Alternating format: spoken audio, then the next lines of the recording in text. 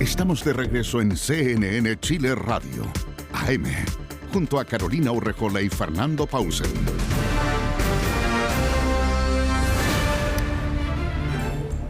Siete de la mañana con 35 minutos. Vamos ahora de nuevo con José Miguel Mardones y los titulares. El presidente Gabriel Boric exigió a Argentina retirar a la brevedad los paneles solares instalados en territorio chileno en Magallanes y advirtió que de lo contrario lo hará Chile. La Dirección Meteorológica del país emitió un aviso por la llegada de un nuevo sistema frontal que afectará la zona centro-sur de Chile. La ministra en visita, Jenny Buck, encabezará la reconstitución de Sena en Putre por la muerte del conscripto Franco Vargas. Desde hoy hasta el miércoles se realizará la prueba de acceso a la educación superior de invierno, la cual será rendida por más de 31.000 personas en el país. El primer ministro de Israel, Benjamín Netanyahu, desarmó el gabinete de guerra creado tras los ataques de Hamas de octubre del año pasado. Y la selección chilena comenzó su viaje a Estados Unidos para disputar la Copa América, donde debutará este viernes ante Perú.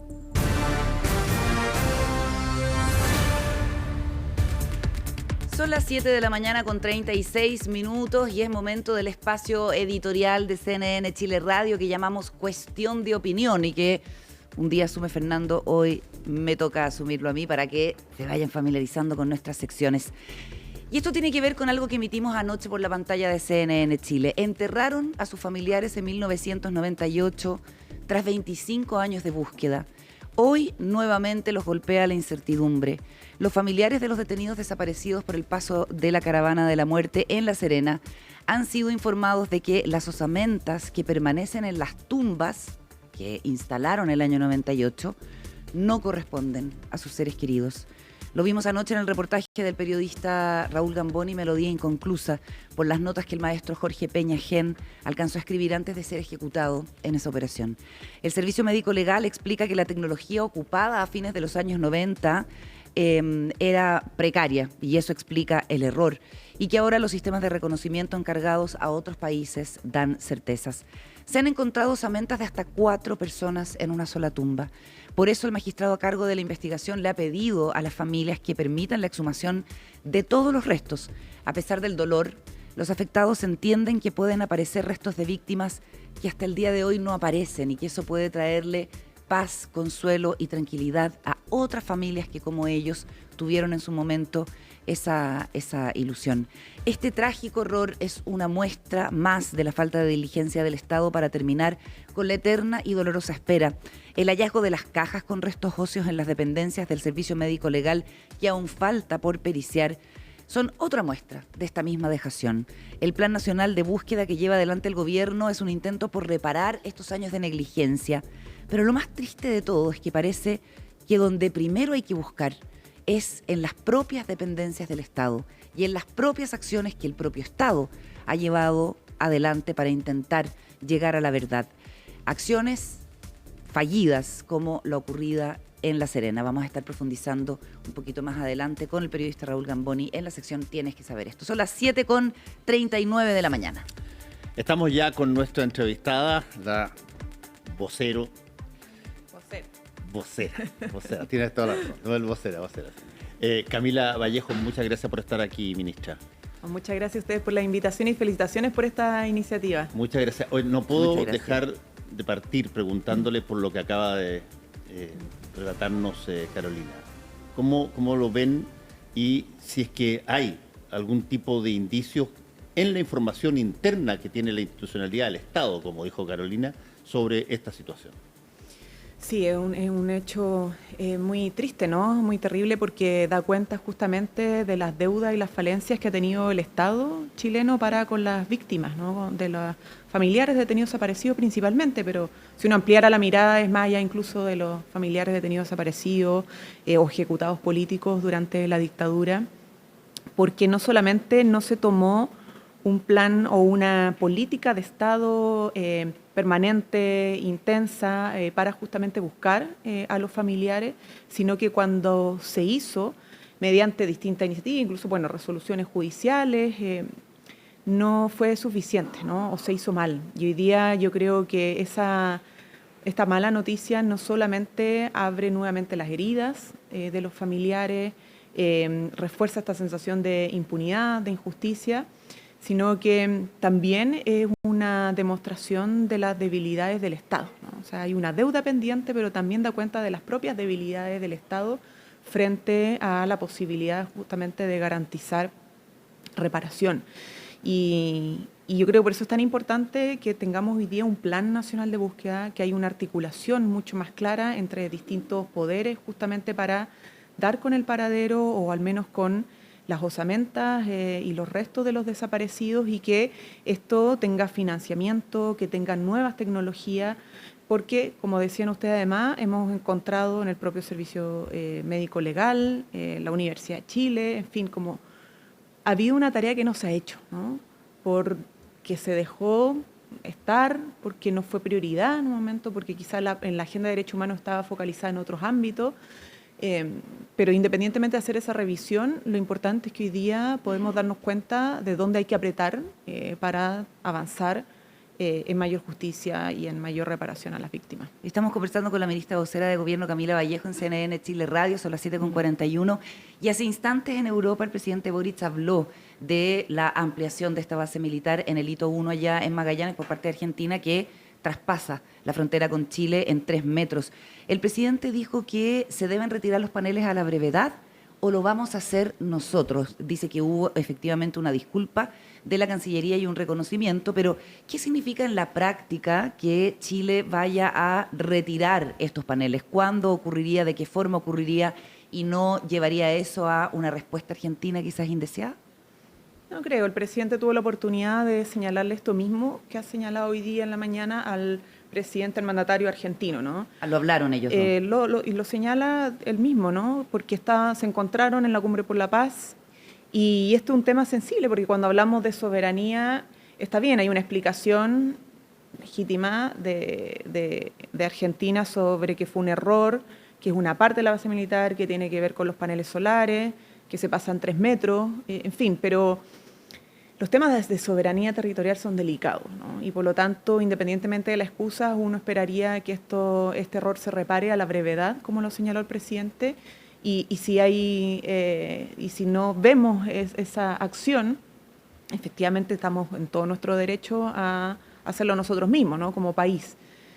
Y yo creo que eso es importante, independientemente de las buenas relaciones diplomáticas y la relación que vamos a seguir teniendo con Argentina, porque es así históricamente, tenemos una frontera enorme que compartimos, relaciones comerciales, nuestros habitantes chilenos con los argentinos, o sea, imagínense en la Patagonia, hay una relación muy fluida con nuestros pares argentinos desde Chile, y eso ha sido siempre, pero en materia de soberanía y de, sobre todo cuando hablamos de una infraestructura que tiene relación con una base militar, que no es cualquier infraestructura, ¿no? Una infraestructura para el desarrollo de la ciencia. Aún así, el transgredir la frontera es algo que nosotros no podemos permitir, y por lo tanto este llamado que hace el presidente es clave, y tuvo la oportunidad de hacérselo al propio presidente Milei. Entonces, esperamos obviamente que a la brevedad se realicen las acciones necesarias para retirar esa parte de la base militar que está en nuestro territorio. Es una cosa bien interesante lo que usted plantea, porque da la impresión a veces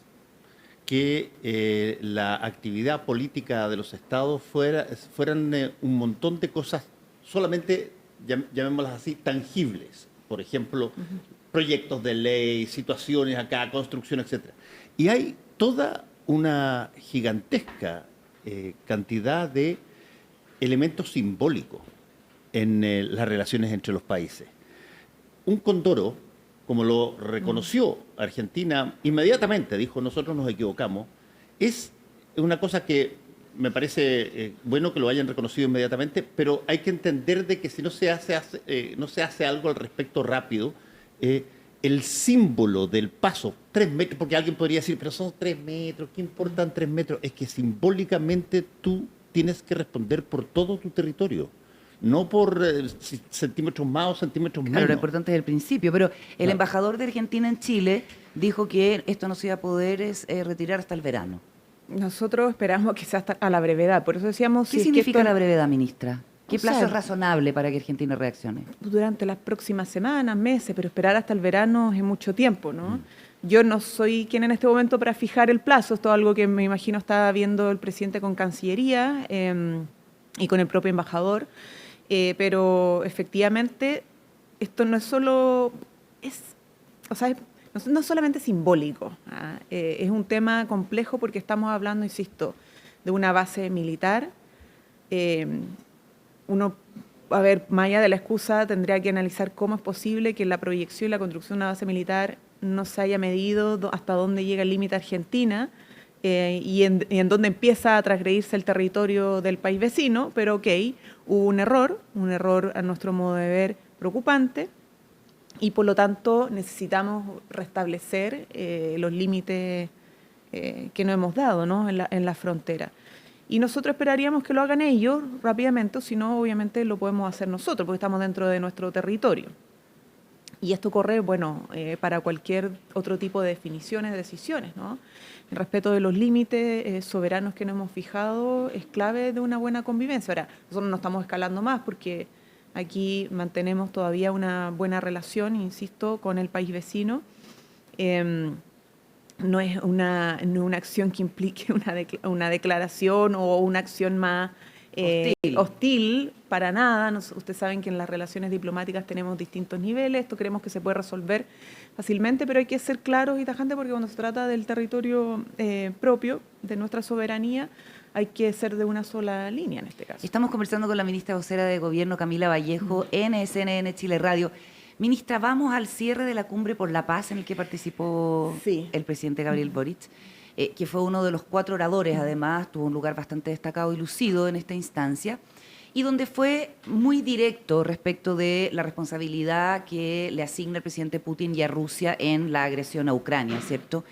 Y menciona algo que ha generado reacción en la política chilena y una declaración del Partido Comunista que dice que él cree que hay una confusión del Partido Comunista porque Putin no es una persona de izquierda, ¿no? Y el gobierno que él encabeza no tiene nada que ver con la tradición comunista. Lo que le preocupa al Partido Comunista chileno, según la declaración que sacaron, es que tienen que participar todas las partes incumbentes si se refiere a la ausencia de Rusia en esta instancia, ¿cierto? Y dice que aporte a una solución política de verdad para establecer la paz. Reconoce que el presidente está a cargo de las relaciones internacionales, pero en el fondo el Partido Comunista chileno es crítico de la postura del presidente Boric.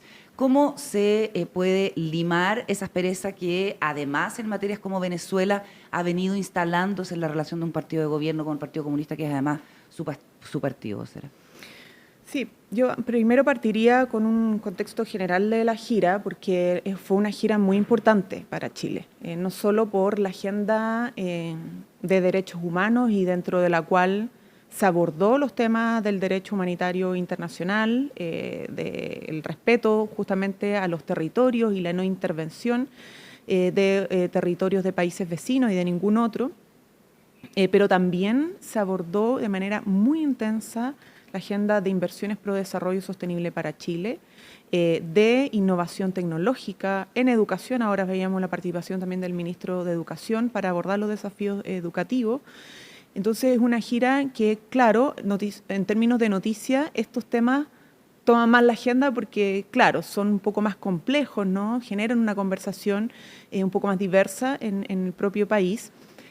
Pero no quisiera dejar de mencionar que es una gira que contribuye en el marco de distintas visitas que ha realizado el presidente, como a China o a Estados Unidos o en otros países y otros ministros de Estado, para poder fortalecer esta estrategia de desarrollo sostenible que estamos liderando, ¿no? En Chile con el litio, con el hidrógeno verde, con la incorporación de tecnologías nuevas para darle valor agregado a este crecimiento económico que estamos tratando de apuntalar, que es un crecimiento económico con sentido, con mayor cohesión social y con mayor responsabilidad ambiental. Dicho esto, la cumbre efectivamente es una instancia donde participan inéditamente muchos líderes mundiales y donde el presidente ha decidido en el marco de su mirada de política internacional poder participar para dar una señal en torno a su compromiso con los derechos humanos y con la paz a nivel internacional, sea donde sea. Y creo que es muy importante destacar que los partidos o la política puede tener miradas distintas sobre la situación geopolítica o los temas internacionales, pero siendo muy respetuosa de las atribuciones del presidente, ¿no? Los presidentes son los que fijan la política internacional, y yo creo que eso es destacable de esta declaración, a diferencia de otras declaraciones que hemos tenido por la prensa, donde se han utilizado más adjetivos calificativos sobre el presidente o sobre autoridades de gobierno en torno a materias internacionales. Segundo, yo creo que es clave escuchar el discurso del presidente en la cumbre. Más allá del discurso de cierre, el discurso en la intervención, que fue como de 7 minutos, ¿no? Porque él señala una posición que es clara para mirar todo independientemente de los análisis geopolíticos que existen en esta materia, porque la situación de Ucrania es compleja, hay, una historia detrás de esto, particularmente en el Donbass, ¿no? Pero independientemente de eso, nada puede justificar una invasión a otro país o en territorios que tienen un cierto grado de soberanía. Y por lo tanto, el resto es opinable, pero la política exterior que lidera el presidente no tiene miramiento en el sentido de ser tajante para cualquier caso que la soberanía de los territorios y que en el marco del derecho internacional no se puede aceptar una guerra, una invasión a otro país. Y yo creo que eso, eso ha ido incorporándose cada vez más en la mirada no solo de los partidos oficialistas o el propio Partido Comunista, sino que en general de los partidos de nuestro país y de los sectores políticos de nuestro país. Y además, porque él señala que independientemente de su participación en la cumbre, para lograr mayores entendimientos y acercar posiciones y lograr la paz, también se requiere a Rusia en la mesa. Entonces, pero el Partido Comunista no está de acuerdo con que Chile haya sido firmante de este documento, porque dice que esto lo que hace es potenciar a la OTAN, que es la alianza, digamos, dominada por Estados Unidos. Esa es la postura histórica del Partido Comunista, y que Chile no debiera estar en esa posición. Es que por eso te digo, yo creo que en esto, hay una mirada que es crítica de un partido oficialista y que es legítima, pero no por eso obsta que el presidente de nuestro país marque una posición en esta instancia, ¿no? Nosotros somos un país más soberano, que no tenemos alineamiento con ninguna estrategia geopolítica, militar y bélica, pero en esos espacios, en el marco de nuestra soberanía y nuestra independencia, es importante que el presidente también señale lo que son sus principios y lo que son la tradición de nuestro país por la paz y por la defensa de las democracias. Entonces, yo creo que es importante en eso como separar aguas, ¿no? Los partidos pueden opinar sobre la vialidad o sobre la capacidad de instancias como la Cumbre por la Paz de lograr los objetivos que tiene y de lograr la paz. En Ucrania, perfecto, en eso podemos tener distintas opiniones, ¿no? Pero lo que no es negable y cuestionable es que el presidente de la República, representando a Chile, ocupe todas las instancias que considere necesarias para defender los principios que desde Chile consideramos ineludibles. Respeto por la soberanía de los países, por la democracia, por los derechos humanos y el derecho internacional. Ministra, estamos conversando con Camila Vallejo, ministra secretaria general de Gobierno. Gracias. Una pregunta que puede sonar ñoña a estas alturas, pero se la voy a hacer igual. Hemos tenido 2 procesos fallidos para tratar de cambiar la Constitución. Se ha dicho que no hay la posibilidad de un tercer proyecto dentro de este mismo gobierno. Lo más probable es que se pueda mirar más adelante. ¿Qué tanto siente usted que hay una necesidad de la ciudadanía de resolver este tema constitucional? Porque la pregunta básicamente es, ¿no tenemos que conformar con algo que casi un 82% de la población dijo que quería cambiar solamente porque salieron 2 que, bueno, no llegaron a satisfacer lo que la ciudadanía quería? Significa que, ok, dejémoslo para otro lado. ¿Están pensando, por cierto, otro gobierno, un mañana incierto? ¿Cómo?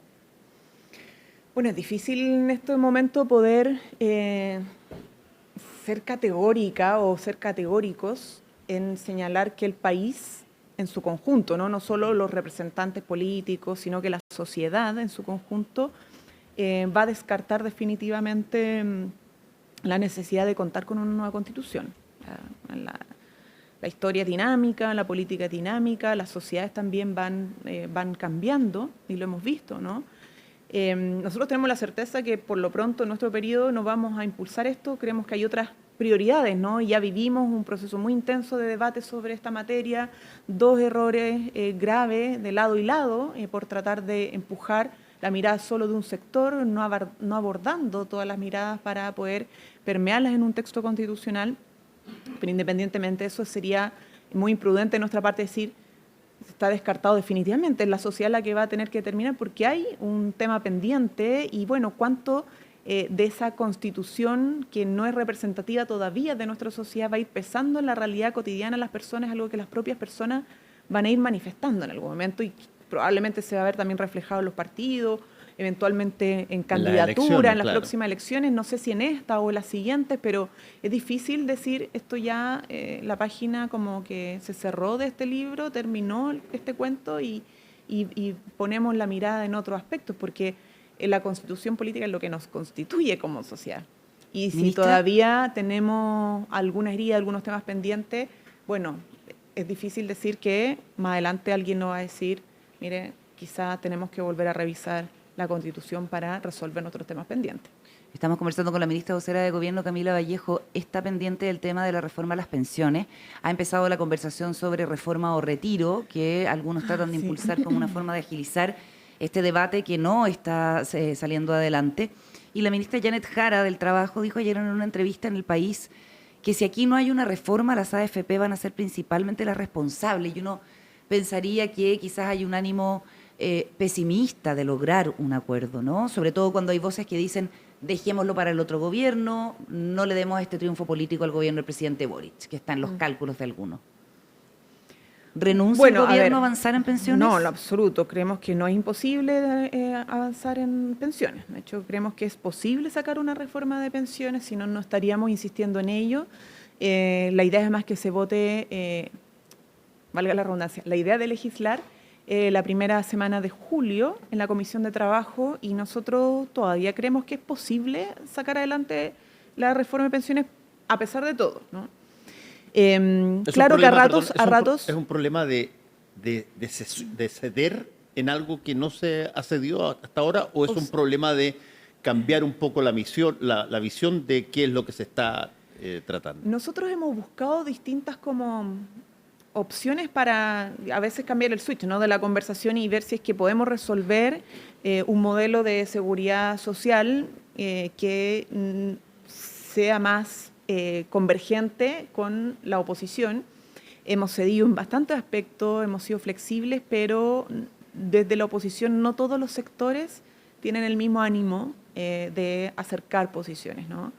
Hay todavía algunos que están en una posición más dura que incluso lo que fue el texto del expresidente Sebastián Piñera, donde nada, en la misma posición, yo no sé, no es decir que están defendiendo las posiciones de la AFP, pero es la misma posición, ¿no?, que es que ningún peso del 6% vaya a los actuales jubilados. Y eso es un problema, porque si queremos aumentar de manera considerable hoy día las pensiones, no basta con aumentar la PGU, que es un aspecto que se tiene que resolver mediante el pacto fiscal para que tengan financiamiento, sino que también crear este nuevo componente de pensión que es la pensión de la seguridad, ¿no?, que reconoce los años cotizados, ¿no?, que se hace cargo de las brechas entre hombres y mujeres, y el tema es cómo financiamos eso, cómo creamos esa nueva pensión, más allá de la PGU. Y ahí tenemos el problema, porque cuando se dice ni un solo peso del 6% a los actuales pensionados, es negar la posibilidad de financiar esa tercera pensión. Entonces, aquí hay un problema central. Claro, las AFP han hecho una campaña de hace mucho tiempo, o sea, llevan demasiada ventaja en esta discusión política, ¿no?, porque han instalado la propia AFP de que la base principal de la reforma es algo no deseable, ¿no?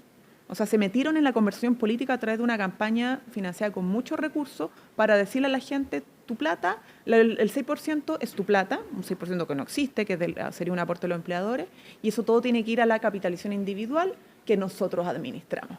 Entonces, ¿usted está de acuerdo con la ministra Jara cuando dice si aquí no hay una reforma, las AFP van a ser principalmente los responsables. No la única, pero uno de los principales, claro. O sea, ha sido un agente muy activo en la conversación política sobre la reforma de pensiones desde el punto de vista de introducir una mirada negativa. O sea, lo que han hecho es decir, a través de su campaña, esta reforma los perjudica.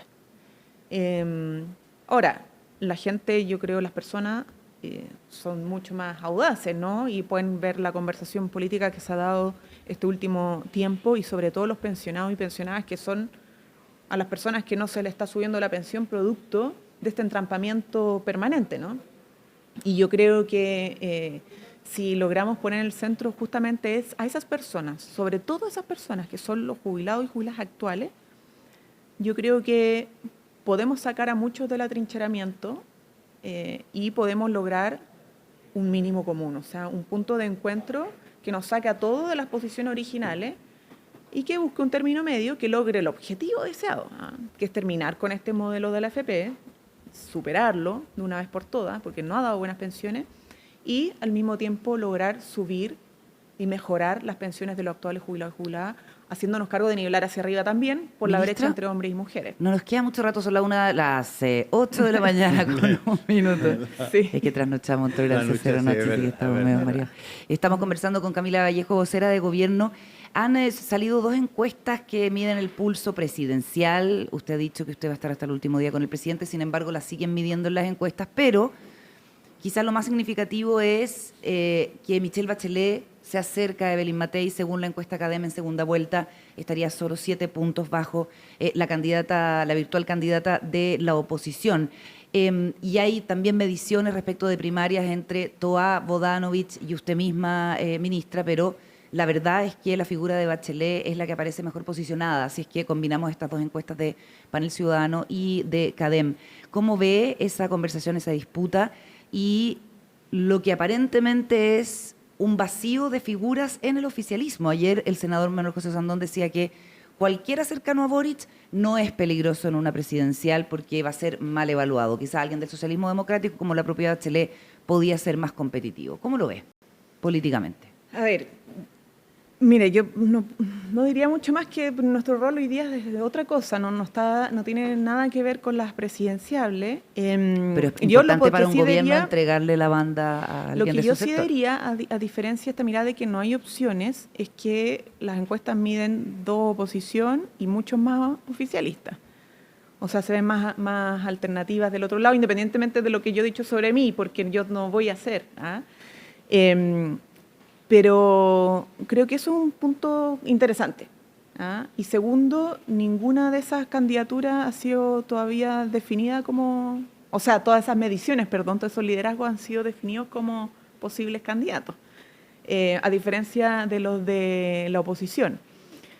Por lo tanto, pareciera ser que queda todavía camino que recorrer y que la historia no está todavía dada y cerrada. ¿Y Bachelet como figura presidencial la ve con buenos ojos? No voy a pronunciarme sobre uno en específico. La verdad es que yo creo que tengo valoración por la historia y el liderazgo de la expresidenta. Tengo, además, compañera de gabinete de la ministra del Interior, también. El alcalde Bodanovich, que lo hemos visto en terreno, y así como otros alcaldes. O sea, creo que en el oficialismo hay muchos buenos liderazgos.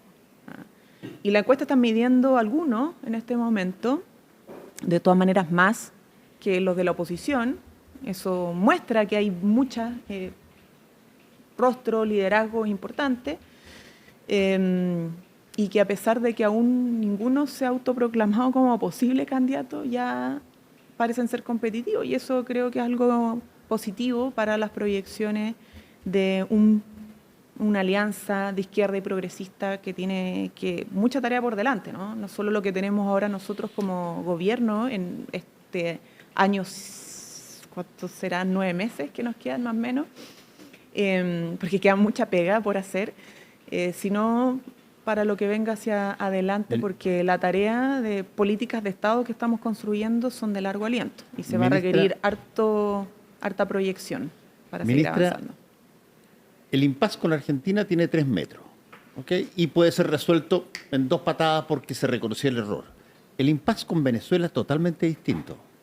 Ahí hay una situación política formal donde los representantes del gobierno venezolano han dicho de que no se ha tratado el caso que ellos querían tratar aquí con la altura de vista que tenían ganas de tener con la Fiscalía Nacional. Y se ha empezado a encarginar esto porque volvió a decir cosas en contra de la recepción chilena a los fiscales venezolanos, el fiscal principal de Venezuela. Y desde ese punto de vista, a ver, ¿cómo se enfrenta esta situación y qué tanto de lo que está diciendo efectivamente ocurrió? No, a ver, primero nosotros no vamos a entrar más en polémica con el fiscal general venezolano porque es inconducente. Es totalmente inconducente ahondar en esa polémica, en ese tipo de declaraciones, además. Pero da para la sensación nosotros, da la sensación de pronto, y perdónenme que lo plantee de esta manera, como que es casi una provocación, casi como tocarte la oreja, como se hacía antes entre los cabros, toca la oreja, que era casi una provocación para ver cómo reacciona el gobierno chileno. Por lo mismo, no vamos a entrar en ese juego. Si hay un ánimo de provocar, nosotros no vamos a alimentar ese objetivo. Y sí, señalarle a nuestro país que tenemos, independientemente de todo, una fiscalía y una institucionalidad de la justicia chilena que da ciertas garantías de que tenemos investigaciones muchas, de distinto tipo, no solamente sobre este caso en particular, que es el crimen de Ojeda, sino que en materia de corrupción, en materia de crimen organizado, que han ido avanzando. O sea, ¿cuántos casos tenemos que están en formalización, algunos ya con condena? O sea, tenemos una institución que funciona. Ministro, y que requiere, evidentemente, en este caso particular, porque hay una orden de detención que emitió la Policía Internacional para los dos principales sospechosos de este crimen, que la Fiscalía ha sostenido que están todavía en territorio venezolano, a diferencia de lo que ha dicho Tarek Saab, que dice que no están en Venezuela los prófugos. Claro, pero nosotros confiamos en nuestra institución. Camila, y nosotros mantenemos la confianza en la investigación que está desarrollando la Fiscalía Nacional chilena y esperamos, obviamente, que su investigación pueda seguir avanzando, ojalá, más allá de sus declaraciones, con la colaboración de las instituciones de Venezuela, de su gobierno, no solamente de su fiscalía, y si no va a tener que avanzar igual, ¿no? Porque básicamente el presidente lo que dijo es que aquí tiene que haber justicia, tiene que garantizarse la verdad, o sea, qué es lo que pasó, quiénes son los responsables, identificando aquellos responsables, que haya justicia y las máximas penas. Ahora, también las señales diplomáticas son importantes. Anoche hablábamos con distintos entrevistados de la conveniencia quizás de dejar solo al encargado de negocios en la embajada chilena en Venezuela y que se venga el embajador Gasmuri. ¿Eso está sobre la mesa? Pero el presidente no ha descartado ninguna medida todavía. Considerando estas últimas declaraciones, ¿no? Siempre está evaluando otros cursos de acción. Ahora, el objetivo que está entre ceja y ceja del presidente, la Cancillería, del Ministerio del Interior, es qué medida tomamos que sea más útil para el objetivo. Entonces, hay gestos que son simbólicos, hay en la diplomacia hay distintos niveles para escalar una demostración de malestar. Sí. Y en eso, obviamente, como le decía anteriormente, el presidente no descarta ninguna acción, pero todo se va evaluando en función de qué es lo que nos permite lograr de mejor manera los objetivos. O sea, hay también un tema práctico y de utilidad. Porque a propósito de esto de las declaraciones de ingenuidad o no, creemos que lo más ingenuo sería pensar que cortando toda relación vamos a lograr dar con el paradero de los responsables del crimen. Esa fue una declaración que hizo Evelyn Matei acá en el programa y que respondió el presidente Boric. Lo último, porque es importante, las ayudas para los afectados por el sistema frontal y el apronte del gobierno para el sistema frontal que viene, que ya nos tiene una alerta preventiva en la zona centro-sur. Así es, inicio hoy día otro sistema frontal en la región del Maule. El miércoles en la tarde debería estar llegando a Santiago, no de manera muy intensa, al menos el último reporte de la Dirección Meteorológica, pero de todas maneras tenemos que prepararnos. Estamos preparados para el nuevo sistema frontal, quiero decir sí, y recordar que ya para el sistema frontal pasado, que tiene alrededor de 11.000 damnificados, un poquito más de 10.000 son solo de la región del Biobío, y hemos levantado más de 900 fichas FIBE para empezar a entregar las primeras ayudas de los bonos de enseres.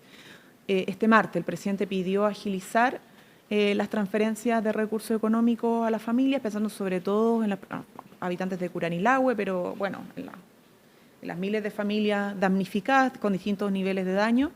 Y están 3 ayudas al menos. Una, los bonos de enseres, que van hasta el 1,5 millones de pesos, dependiendo del nivel de afectación en la vivienda, o sea, cuánta pérdida de enseres, de cama, de refrigerador, etcétera. Está el bolsillo electrónico, que va entre 900.000 pesos, 1.800.000 pesos, que es justamente para la compra de herramientas para la reparación, cuando las viviendas se vieron dañadas en la materialidad de la vivienda. Y un tercer ámbito que tiene que ver con la recuperación de la actividad económica, agrícola o de pequeños emprendimientos. Y para eso hay un catastro compartido entre agricultura y economía. Y las ayudas van a ser más o menos similares a las ayudas pasadas en materia de pymes, que llegan hasta los 10 millones de pesos para recuperar los pequeños negocios, emprendimientos de las personas afectadas. Y por la parte agrícola también, por ejemplo, la entrega de forraje o otro tipo de elementos necesarios para los pequeños agricultores o la agricultura familiar campesina que se vio afectada. Camila, fíjese que estuvo acá y también lo dijo en Tolerancia Cero Gonzalo Winter, que uno de los grandes problemas que había de prevención de este tipo de situaciones atmosféricas tenía que ver con un concepto, que era el concepto que históricamente se podían hacer trabajos que pudieran generar una recanalización de las aguas lluvia y todo lo demás, si es que había un número de población específico en el sector. Si es que no había más de, por ejemplo, 20.000 personas, no se hacía nada. Y por lo tanto, básicamente esas 20.000 personas tenían que esperar a que la cosa llegara. ¿Qué tanto de eso se puede modificar para que efectivamente no ocurra lo que ocurrió? Que puedan haber lluvias sin duda y puedan salir los ríos si se quiere, pero que haya un sistema de recanalización para las aguas lluvias cuando hay este tipo de desastres. Sí, mira, lo primero es que de todas maneras para este plan de invierno hubo un trabajo preventivo donde se invirtió 1 billón de pesos. Son muchos recursos justamente en obra. El Ministerio de Obras Públicas hizo como 800 proyectos más o menos, 800 intervenciones para prepararnos para este sistema frontal. O sea, había un trabajo de preparación en infraestructura para abordar esto. Ahora, hay problemas más estructurales que no tienen que ver solo con cómo te preparas meses antes para el invierno, sino que es toda la inversión más de largo plazo en sistemas de agua lluvias en zonas más alejadas, porque las priorizaciones en las obras en general pasan efectivamente con eso. Cuando uno dice, bueno, tenemos estos recursos públicos, necesito priorizar la inversión pública, donde en general pasa en los lugares donde hay mucha más gente. La rentabilidad social famosa. La famosa rentabilidad social. Y por eso ahí hay un compromiso de mirar más en detalle qué se puede hacer para enfrentar estos asuntos, un trabajo que ha hecho el Ministerio de Obras Públicas. Hay un compromiso más, el presidente apenas regresa a Chile, su primera visita a terreno va a ser en Curanilahue. ¿Cuándo es eso? ¿Cuándo vuelve el presidente? El martes, es que estaría regresando, entiendo, el martes, parte de allá. O sea, lo último es Francia, que acaba de aterrizar, así claro, que mañana debería estar regresando entre mañana y el miércoles. Entre mañana y el miércoles. Y entonces la visita estaría siendo muy pronto a Curanilahue y tiene mucho que ver con eso. El presidente no va solo a ver a las personas, a estar con las personas damnificadas, sino que también ver dónde hay que apretar y qué cosas se pueden hacer para mejorar las capacidades de respuesta del Estado frente a este tipo de eventos, ¿no? Muy bien. Así que sí, tenemos ahí un tema. Bueno, el presidente, la ministra de Obras Públicas ha sido muy clara en que estas cosas nos pasan porque todavía somos un país en desarrollo, un país que ha avanzado, pero un país que necesita todavía mejorar sus capacidades y los recursos, y por eso es tan importante también las inversiones públicas y privadas en infraestructura para tener una infraestructura más resiliente, ¿no? Para una sociedad más resiliente. Y eso requiere de innovación y requiere de recursos. Muchísimas gracias, ministra Camila Gracias, Vallejo, por venir a conversar con nosotros Muchas a la gracias radio. a ustedes por la entrevista. Que tengan un buen día. Pausa y ya seguimos con más.